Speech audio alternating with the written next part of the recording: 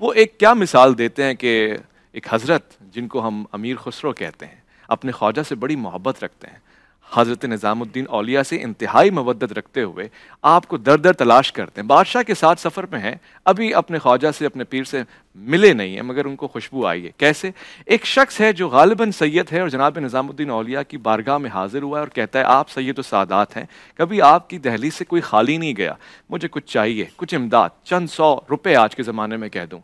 हज़रत ने कहा, बात यह है कि अब तक हमारे पास कुछ आया नहीं है, बैठ जाओ, न्याज आएगी हम तुम्हें दे देंगे।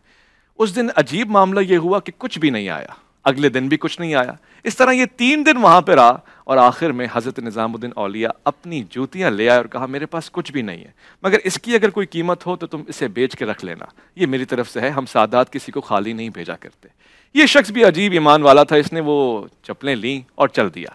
ये दिल्ली की तरफ आया। यहाँ पर अमीर खुसरो बादशाह के साथ वापसी सफर की सद करते हुए लौट के आ रहे थे कि अचानक उनको खुशबू आई। बादशाह से कहा कि मुझे मेरे शेख की खुशबू आ रही है, मेरे पीर की खुशबू आ रही है, मेरे महबूब की खुशबू आ रही है। लोगों से पूछा गया, लोगों ने कहा कि वो तो यहाँ नहीं है, वो तो अपनी खानकाह में है। कहा नहीं, मैं तलाश करूंगा। एक एक घर में, गली में जाके लोगों को सदा दी कि मेरे पीर यहाँ पे तशरीफ फरमाए।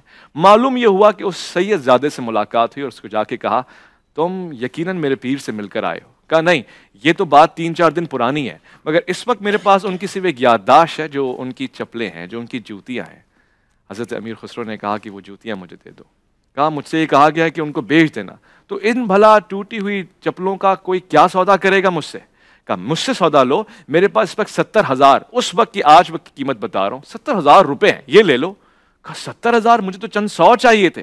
कहा भाई अगर मेरे पास और भी कुछ होता तो वो भी दे देता, और चलो मेरे साथ, मेरे घर चलो, जो खजाना है वो इसके एवज ले लो। कहा क्या कमाल है इन जूतियों में, तुम्हें समझ में नहीं आएगा। वो जूतियां सर पे रख के अपना इमामा बना के चले अपने मुर्शिद के पास और उनको आके कहा कि ये आपकी चप्पलें वापसी आ गई हैं। हजरत ने पूछा उनके शेख ने, क्या कीमत अदा की तुमने? तो कहा हुजूर मैंने अपनी जान तक नजराने में रख दी थी, उसने लिए सिर्फ 70,000 मुझसे, काश वो मुझसे और कुछ मांगता मैं दे देता, इसकी कीमत मैं जानता हूँ। ये वो रिश्ता है जो आपका मुर्शिद से जुड़ता है और फिर मुर्शिद खुदा के साथ जुड़वा देता है। इसी को गालिबन तसव्वुफ कहा गया है। ये तब से चला आ रहा है जब से इंसान है, मगर मुख्तलिफ लिबादों में मुख्तलिफ नाम के साथ।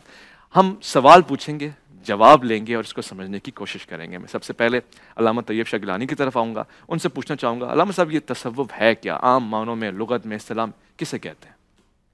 बिस्मिल्लाहिर्रहमानिर्रहीम। तसव्वुफ या तरीक़त या इरफान, ये सारे आप समझें कि हम माना लफ्ज़ हैं। तसव्वुफ पाकीज़गी से है, आपने वो लफ्ज़ सफ़ी सुना होगा, सफ़ीउल्लाह। ये गहरी मोहब्बत जहाँ पाई जाती हो तो वहाँ ये इस्तेमाल होता है। तो तसव्वुफ आप समझें कि उसी से ही होगा।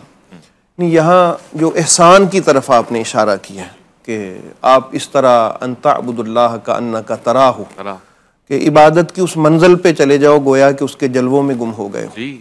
तो ये आप समझें कि शरीयत और तरीक़त को इन अल्फाज में मैं अर्ज़ करना चाहूँगा। अगर नमाज की सूरत में लें तो हुक्म नमाज जो है वो शरीयत ठहरेगा और मकसद नमाज जो है वो तरीक़त और तसव्वुफ ठहरेगा। मकसद नमाज जो है, और दूसरे तरह आप समझें कि हकीकत का भी एक लफ्ज़ आप सुनते हैं, शरीयत, तरीक़त और हकीकत। शरीयत एक बंदा मोमिन की इब्तदाई मंजिल है जहाँ से उसके सफ़र का आगाज़ होता है अल्लाह की कुर्बतों की तरफ, और हकीकत उसकी बुलंदी है। अब यहाँ मंजिला जो आगाज़ है उसका बंदा मोमिन का, जहाँ से उसने हकीकत की तरफ सफ़र करके पहुँचना है, तो जो ताकत उसको हकीकत की तरफ लेके जाएगी उसको तरीक़त कहते हैं, शरीयत से हकीकत की तरफ। और फिर जब वो हकीकत की मंजिल पे फायज होगा तो वहाँ उसको मार्फत और अरफान की दौलत नसीब होगी। और हकीकत के बारे में मैं अर्ज़ कर दूँ कि अल्लाह ताला की जो सिफ़ात हैं उन सिफ़ात को जानना और उनके अनवारो तजलियात में चले जाना, अल्लाह की जो सिफ़ात हैं अल्लाह रब्बुल आलमीन की, और उनमें से भी जो सूफिया है उन्होंने कहा कि 7 ऐसी सिफ़ात हैं, इल्म, इरादा, कुदरत, समा, बसर, कलाम और हयात। ये उम्महात सिफ़ात हैं अल्लाह रब्बुल आलमीन की। तो जो अल्लाह का वली शरीयत के मंजिल से निकल के तरीक़त के परों से उड़ता हुआ हकीकत में जा पहुँचता है, वहाँ डेरे जब लगाता है तो उसको फिर इन उम्महात सिफात का फैज़ नसीब होता है। फिर इनका वो मजहर बन के जब कायनात में उसका ज़हूर करता है तो उस बंदे को फिर सूफ़ी कहते हैं। और फिर वो अल्लाह रब्बुल आलमीन की जो सिफ़ात हैं उनका कायनात में जब फैज़ बांटता है तो वो सूफ़ी के नाम से कहलाया जाता है। और ये इजहार यूँ समझें कि ये तरीक़त है, अपना शरीयत है। अच्छा। और उसका ज़हूर जो है ये तरीक़त है।